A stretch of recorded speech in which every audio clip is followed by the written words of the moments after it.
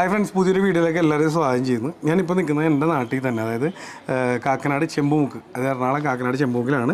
അവിടെ ഞങ്ങളുടെ ഒരു പഴയ വാർഡ് എന്ന് പറഞ്ഞാൽ 43-ാം വാർഡായിരുന്നു. അതൊക്കെ ഇപ്പോൾ ചേഞ്ചായി.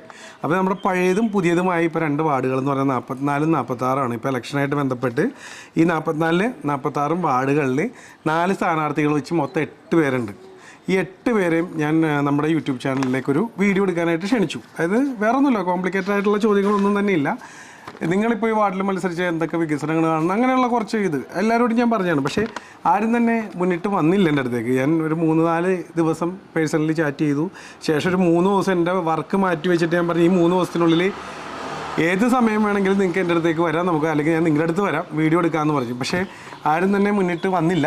ആകെ രണ്ട് വ്യക്തികൾ വന്നോളൂ 8 പേരിൽ. അതിലൊന്ന് സഞ്ജു ആണ്, അല്ലെങ്കിൽ ഫ്രഷോയാണ് ഞങ്ങളുടെ. അപ്പോൾ ഈ ഫ്രഷോയി ഇവിടെ മത്സരിക്കുന്നത് 44-ാം വാർഡിൽ UDFൻ്റെ സ്ഥാനാർത്ഥിയാണ്. ഇത് പാർട്ടിയുടെ ഒരു പ്രൊമോഷനല്ല, അങ്ങനെ കരുതരുത്. കാരണം നമ്മൾ ഈ 8 പേരോടും സെയിം ചോദ്യങ്ങൾ 12 ചോദ്യങ്ങൾ സെയിം ചോദ്യം എടുത്തു വെച്ചിട്ടാണ് വിളിച്ചത്. പക്ഷേ അവൻ എന്നോടൊരു വാക്ക് പറഞ്ഞിരുന്നു, സോറി കേട്ടോ, ഫ്രണ്ടായത് കാരണം അവൻ എന്ന് പറഞ്ഞു പോയതാണ്. അപ്പോൾ അദ്ദേഹം എന്നോടൊരു വാക്ക് പറഞ്ഞത്, ഞാൻ വരാമെന്ന് പറഞ്ഞു. അതാണൊരു ഹീറോയിസം ഞാൻ അതിൽ കണ്ടത്. ഇനി വേറൊരു പാർട്ടിയുടെ ആളും കൂടി പറഞ്ഞിട്ടുണ്ട്, അത് ഇതിൻ്റെ പുറകെ എടുക്കണതാണ്. അപ്പോൾ ആ 3 ദിവസം പറഞ്ഞാൽ ഇന്ന് ലാസ്റ്റ് ആ 3-ാമത്തെ ദിവസമാണ്. അപ്പോൾ ഞാനായിട്ട് പ്രിപ്പയർ ചെയ്ത് വെച്ചൊരു 10 ക്വസ്റ്റ്യൻസ് ഉണ്ട്, അത് ഞാൻ ചോദിക്കാൻ വേണ്ടിയാണ്. തുടങ്ങാം.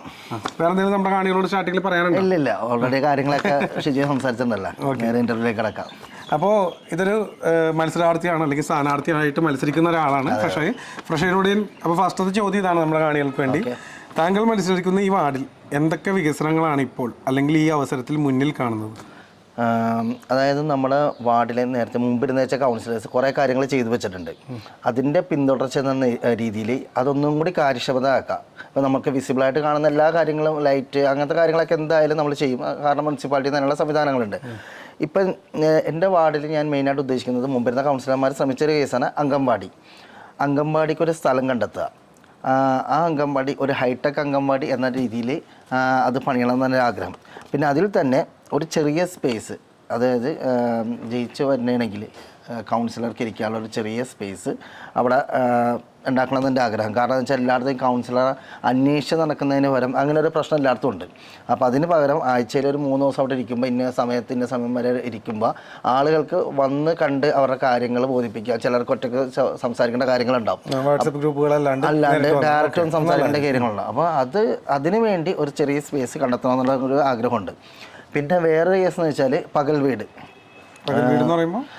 എന്ന് പറയുമ്പോൾ ഈ പ്രായമുള്ള ആളുകൾ വീടുകളിൽ ഒറ്റയ്ക്ക് താമസിക്കുന്നവർ, ഇപ്പം മക്കളൊക്കെ പുറത്തായിട്ട് കുറേ ആളുകൾ അറിയാലോ, കണ്ടമാനം പ്രായമുള്ള ആളുകൾ വീടുകളിൽ ഒറ്റയ്ക്കാണ്.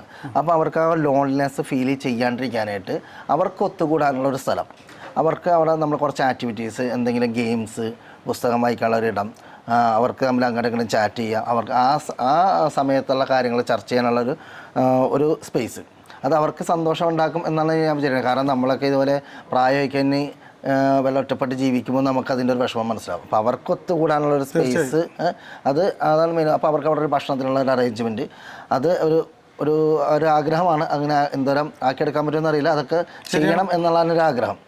പിന്നെ ഈ പറഞ്ഞ പോലെ ഇപ്പോഴത്തെ തലമുറയുടെ ഏറ്റവും വലിയ പ്രശ്നം എന്താ വെച്ചാൽ, നമുക്കൊക്കെ അറിയാം, പണ്ടൊക്കെ പാടത്ത് നമ്മൾ കയറില്ലായിരുന്നു. വീട്ടുകാർ എന്തോരം വഴക്ക് പറഞ്ഞാലും നമ്മൾ പാടത്ത് കളിച്ചുകൊണ്ടിരിക്കും. പക്ഷേ ഇപ്പോഴത്തെ തലമുറ ഒരു പ്രശ്നം എന്ന് വെച്ചാൽ, അവർ കളിക്കാനായിട്ടുള്ള സ്ഥലങ്ങളില്ല. അതുകൊണ്ട് അവർ വേറെ അവരുടെ ചിന്തകളും ചിലപ്പോൾ വേറെ ഡൈവേർട്ട് ചെയ്ത് പലതിനകത്തേക്ക് പോകുന്നുണ്ട്. ഒരുപാട് അങ്ങനെ ഇപ്പം നമ്മൾ പേപ്പറിനകത്തൊക്കെ വായിക്കുന്നുണ്ട്.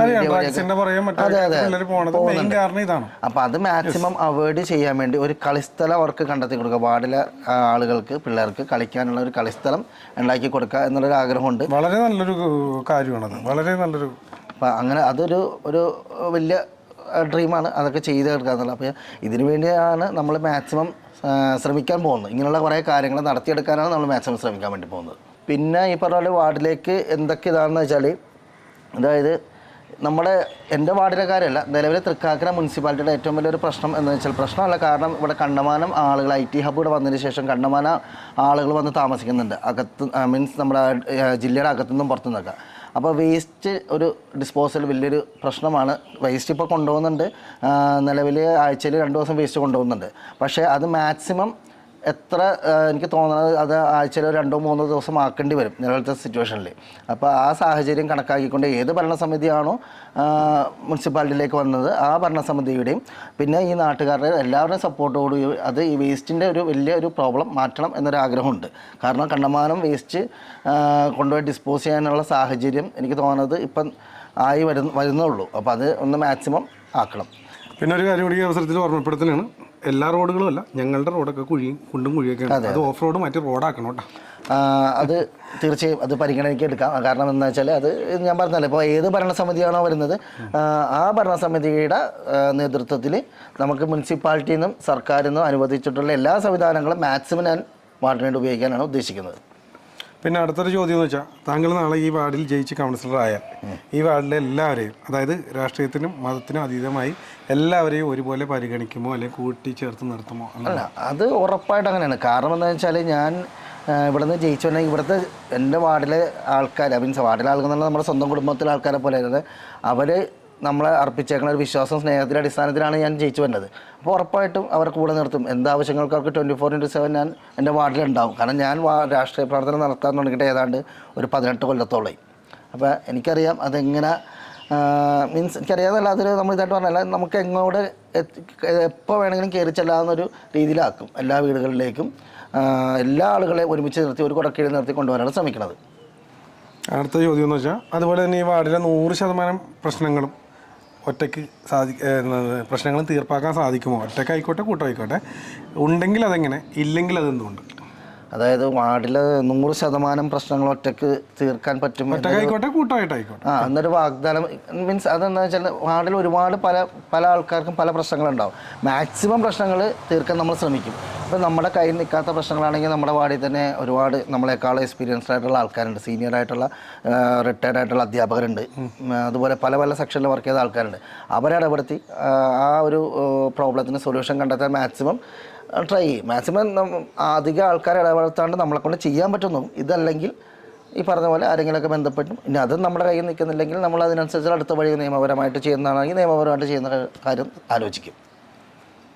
അതുകൂടാതെ ഈ വാർഡിൽ നടത്താവുന്ന പ്രവർത്തനങ്ങൾ, അതായത് ഉദാഹരണത്തിന് കലുങ്ക് അതുപോലുള്ള എന്ത് ഒക്കെ പ്രവർത്തനമായാലും അതിൻ്റെ ഒരു സുതാര്യതയ്ക്ക് വേണ്ടി കോൺട്രാക്ടറുടെ ഫോൺ നമ്പർ, അതുപോലെ എസ്റ്റിമേറ്റിൻ്റെ കോപ്പി എന്നിവ അവിടെ പ്രദർശിപ്പിക്കുമോ?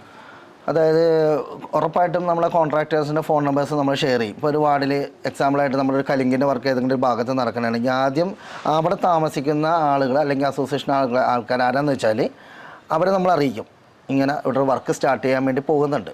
അവർക്ക് അവരുടേതായ എന്തെങ്കിലും സജഷൻസ് ഐഡിയാസ് ഉണ്ടെങ്കിൽ അവർക്ക് പറയാം. അതിനുശേഷം നമ്മൾ ഇന്ന കോൺട്രാക്ടറായിരിക്കും ഇത് ചെയ്യാൻ വേണ്ടി പോകുന്നത്, ആളുടെ നമ്പർ നമ്മൾ ഷെയർ ചെയ്യും.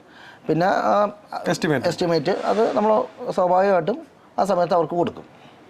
അപ്പോൾ അടുത്തൊരു ചോദ്യം എന്ന് പറഞ്ഞാൽ, ഇനി ചോദിക്കാനുള്ളത് മറ്റൊന്നാണ് കേട്ടോ. ഇതുവരെ ഉള്ളത് എന്തുകൊണ്ട് താങ്കൾ കൗൺസിലർ ആയാലും ഇല്ലെങ്കിലും ഇനി അങ്ങോട്ട് താങ്കളുടെ പാർട്ടിയോ പാർട്ടിക്കാരോ ചെയ്യുന്ന തെറ്റുകളോ അവരുടെ വീഴ്ചകളോ അംഗീകരിക്കാൻ തയ്യാറാകുമോ?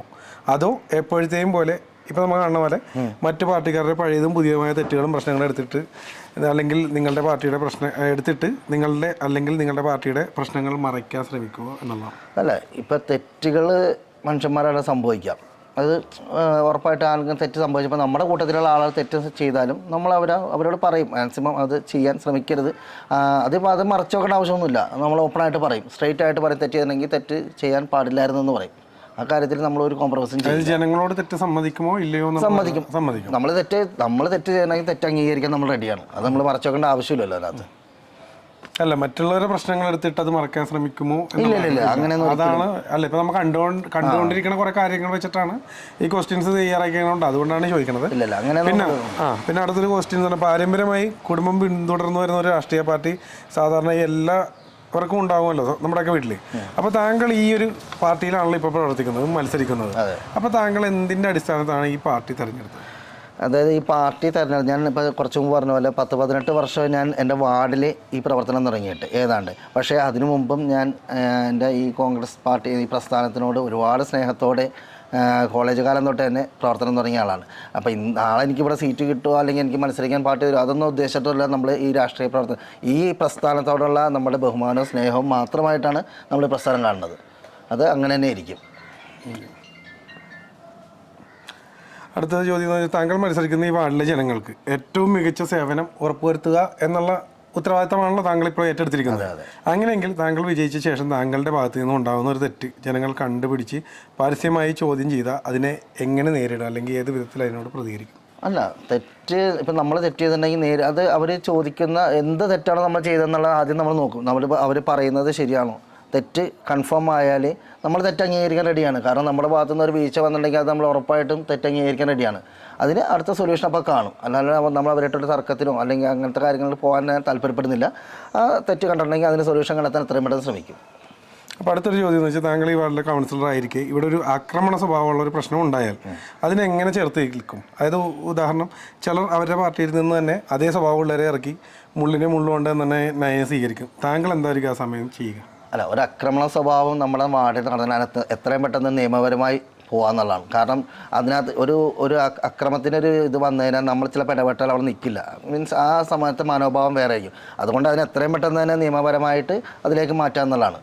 മാക്സിമം നമ്മൾ ശ്രമിച്ചു നോക്കും, 1-2 പ്രാവശ്യം സംസാരിച്ച് അത് നടക്കില്ല എന്നുണ്ടെങ്കിൽ എത്രയും പെട്ടെന്ന് നിയമപരമായി അതിനെ കാണാമെന്നുള്ളതാണ് അങ്ങനെ ഉദ്ദേശിക്കുന്നത്.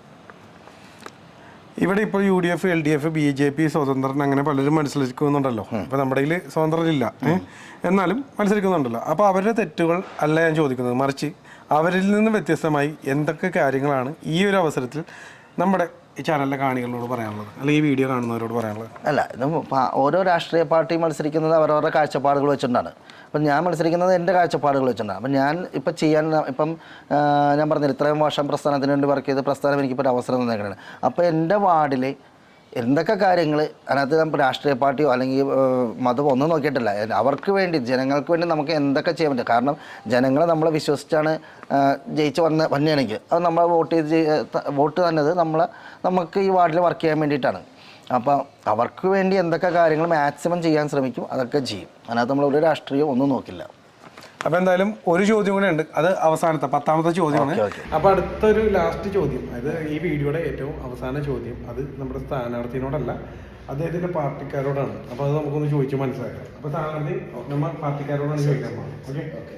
അപ്പോൾ നമ്മുടെ ചോദ്യം എന്ന് വെച്ചാൽ, നിങ്ങൾ ഈ തിരഞ്ഞെടുത്ത് നിർത്തിയിരിക്കുന്ന സ്ഥാനാർത്ഥി, അതായത് നിങ്ങളുടെ പാർട്ടിക്ക് വേണ്ടി നിർത്തിയിരിക്കുന്ന ഈ സ്ഥാനാർത്ഥി, കൗൺസിലർ ആവാൻ വേണ്ടി മത്സരിക്കുന്ന സ്ഥാനാർത്ഥി, ഇദ്ദേഹം നാളെ ഈ വാർഡിൽ ജയിച്ച് കൗൺസിലർ ആയാൽ ആ സമയം ഇദ്ദേഹം ഒരു തെറ്റ് ചെയ്യുകയോ അല്ലെങ്കിൽ ഒരു അഴിമതി ഈ വാർഡിൽ ചെയ്താൽ അതിൽ നിങ്ങൾക്ക് ഉത്തരവാദിത്വം ഉണ്ടായത്, ഇപ്പോൾ നിങ്ങളുടെ പാർട്ടിക്കാർക്ക് ഉത്തരവാദിത്വം ഉണ്ടോ? ഉണ്ടെങ്കിൽ എന്തുകൊണ്ട്? ഇല്ലെങ്കിൽ അതെന്തുകൊണ്ട്? തീർച്ചയായിട്ടും ഉത്തരവാദിത്വം ഉണ്ടാവും. അങ്ങനെ ഒരു അഴിമതി ഇല്ലാതെ ഇരിക്കുന്നതിന് വേണ്ടിയാണ് ഞങ്ങളിങ്ങനൊരു സ്ഥാനാർത്ഥിനെ തിരഞ്ഞെടുത്തിരിക്കുന്നത്. എന്താണെന്ന് വെച്ചാൽ, ഒരുപാട് വർഷങ്ങളായിട്ട് ഞങ്ങൾക്ക് അറിയുന്ന ഒരാളാണ്. ഇവിടെ കൊറോണയും പ്രളയവും ഒക്കെ വന്നപ്പോഴത്തേക്കും അങ്ങനെ ഒരു ഇതൊക്കെ ആണെങ്കിൽ അഴിമതി കാണിക്കാനുള്ള അവസരങ്ങൾ നേരത്തെ ഉണ്ടായിട്ടുണ്ട്. അങ്ങനെ ഇതുവരെ ഒരു ബാക്ക്ഗ്രൗണ്ട് ഇല്ലാത്ത ഒരാളാണ്. അതുകൊണ്ട് ഞങ്ങൾക്ക് 100% ഉറപ്പുണ്ട് ഫ്രഷോയുടെ ഭാഗത്തു നിന്ന് ഒരു അഴിമതി ഉണ്ടാവില്ല എന്നുള്ളത് ഞങ്ങൾക്ക് 100% ഉറപ്പുണ്ട്. അതുകൊണ്ട് തന്നെയാണ് ഫ്രഷോയിനെ ഞങ്ങളെല്ലാവരും തിരഞ്ഞെടുത്തത്. പറയാനുണ്ടോ നിങ്ങൾക്ക് പാർട്ടിക്കാരെ? തന്നെയാണ് ഞങ്ങൾക്കും പറയാനുള്ളത്. ഇതുവരെ ഒരു കുഴപ്പവും ഫ്രഷോയുടെ ഭാഗത്തു നിന്ന് ഉണ്ടായിട്ടില്ല. അത് ഞങ്ങൾ 100% ഉറപ്പ് തന്നെയാണ്.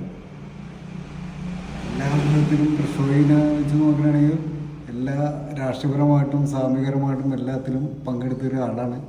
നമുക്ക് നല്ല വിശ്വാസമുണ്ട് അദ്ദേഹത്തിൻ്റെ പ്രവർത്തനം ഇനിയും മുന്നോട്ട് പോകും. അതുപോലെ തന്നെ ഇനി വിപുലീകരിച്ച് പോകാനുള്ള ഒരു തയ്യാറെടുപ്പിലാണ് ഞങ്ങൾ ഫ്രഷോയിനെ തിരഞ്ഞെടുത്തിരിക്കുന്നത്. Okay, thank you. അപ്പോൾ Freshoy, all the very best. എല്ലാം ഭംഗിയായിട്ട് നടക്കട്ടെ. പിന്നെ നേരത്തെ പറഞ്ഞാൽ തന്നെ പലരും വന്നില്ല. ഫ്രഷോയി ആ ഒരു ഹീറോയിസം കാണിച്ചത് എനിക്ക് ഇഷ്ടപ്പെട്ടു. ഇനി വേറൊരു പാർട്ടിക്കാരും കൂടി വരാൻ പറഞ്ഞിട്ടുണ്ട്. അതിൻ്റെ വീഡിയോ എടുക്കാൻ ഞാൻ പോകണുള്ളൂ. എടുക്കാത്തവരെയൊന്നും വെറുതെ വിടാനില്ല. നാളെ ഈ ക്വസ്റ്റ്യൻസ് തന്നെ പുറത്തേക്ക് വിടും. നിങ്ങളുടെ അസോസിയേഷൻ വഴി, നിങ്ങളുടെ റെസിഡൻസ് അസോസിയേഷൻ അല്ലെങ്കിൽ മറ്റുള്ള ക്ലബിൻ്റെ സംഘടന അല്ലെങ്കിൽ രാഷ്ട്രീയ മത ഭേദമന്യേ അല്ലേ, അങ്ങനെയുള്ള ഗ്രൂപ്പുകൾ വഴി നിങ്ങൾ ചോദ്യം ചെയ്യണം. അല്ലെങ്കിൽ അവർ തിരക്കാണെന്നിരിക്കട്ടെ, അവർക്ക് ഈ ക്വസ്റ്റ്യൻ ഇട്ട് കൊടുത്തിട്ട് അവരോട് സെൽഫ് വീഡിയോ അയക്കാൻ പറയുക. ഫസ്റ്റ് ക്വസ്റ്റ്യൻ വായിക്കുക, ആൻസർ പറയാൻ പറയും, ഒരു സെൽഫ് വീഡിയോ. ഒരു നുണ പറയണമെങ്കിൽ പറഞ്ഞിട്ടെ, നാളെ നമുക്ക് ഗുണമേ ചെയ്യുള്ളൂ. അപ്പോൾ എന്തായാലും അത് എടുക്കാതെ പോകരുത്. ഇലക്ഷന് മുന്നേ തന്നെ വരുന്ന എടുപ്പിച്ചേക്കണം. അപ്പോൾ നമുക്ക് അടുത്തൊരു വീഡിയോ കാണാം. എന്തായാലും താങ്ക് യു. ഓക്കെ, നമസ്കാരം.